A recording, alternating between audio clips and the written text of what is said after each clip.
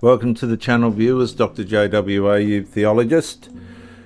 Tickle versus Giggle. The mask has slipped off the governmental institutions and where they're headed. Behavioural-constitutional analysis, episode 12. When the system stopped serving the people. A policy representative closes the public statement with controlled reassurance. The institution remains committed to maintaining an inclusive framework for all stakeholders. The language sounds calm, measured, responsible, but beneath the administrative professionalism, another transformation has fully matured.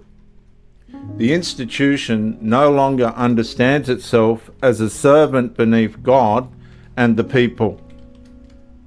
It now understands itself as the moral authority above both. And that is the deeper crisis unfolding beneath Tickle versus Giggle in Australia. The mask has completely slipped. And the issue is no longer simply legal protection, privacy boundaries, or policy interpretation. The issue is whether institutions originally created to restrain power have slowly transformed into self-protecting systems demanding obedience to their own evolving moral authority.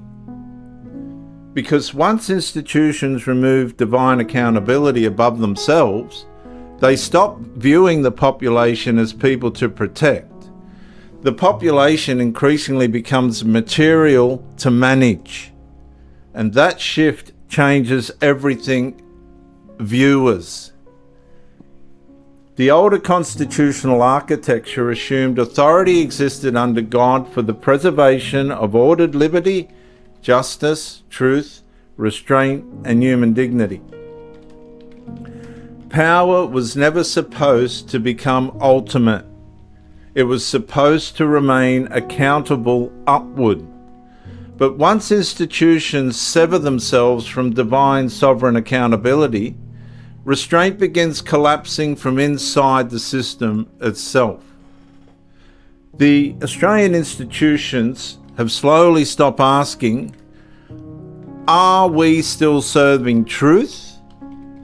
And it's began asking, can we preserve institutional legitimacy? And the answer in the case of Tickle versus Giggle is a clear and loud no. That is where corruption deepens beneath procedural language, because systems detached from God eventually reorganize around self-preservation, not human flourishing, not truth, not justice, not self-preservation. And once institutional survival becomes the highest good, ordinary people inevitably begin carrying the cost. Ask Sally Grover. The woman seeking privacy protections slowly discovers her dignity is no longer treated as sacred by creation itself. It becomes conditional upon current institutional interpretation. Her boundaries become negotiable. Her discomfort becomes administratively reframed. Her objections become behavioural concerns requiring management. And all of it happens beneath polished language about inclusion, safety, and evolving standards. That is how modern systems conceal moral inversion. They continue speaking the language of compassion, while increasingly demanding submission to illegitimate institutional authority over created order itself. Hello, Australia. But no institution created by man can safely, But no institution, viewers, created by man can safely occupy that position. because sinful systems eventually begin protecting themselves first. They redefine harm according to organisational interest. They reinterpret justice according to reputational pressure. They expand authority while reducing accountability. And over time, the institution gradually becomes emotionally distant from the very people it was established to serve. Example, Tickle versus Giggle. And that's why populations begin feeling exhausted beneath modern bureaucratic systems. Not only financially, spiritually, psychologically, existentially. People instinctively sense the institution no longer stands beside them beneath God. It increasingly stands above them in place of God. And that produces a civilization where policy slowly outranks conscience, procedure outranks truth, and institutional interpretation outranks created reality itself. And once the inversion matures deeply enough, the system no longer behaves like a servant under higher judgment. It behaves like an unquestionable moral authority demanding social obedience, as in the case of Tickle versus Giggle.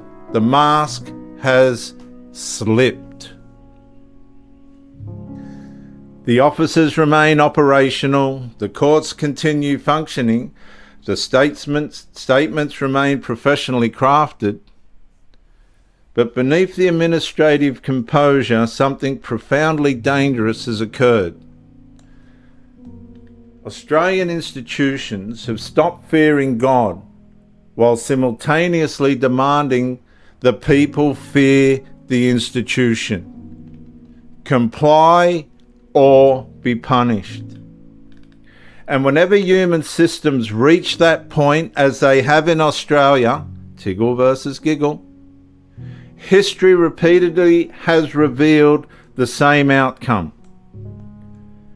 The people are no longer being served by power, they are being sacrificed to preserve it, and in the end, those civilizations disappeared. Tickle versus Giggle is not just a court case.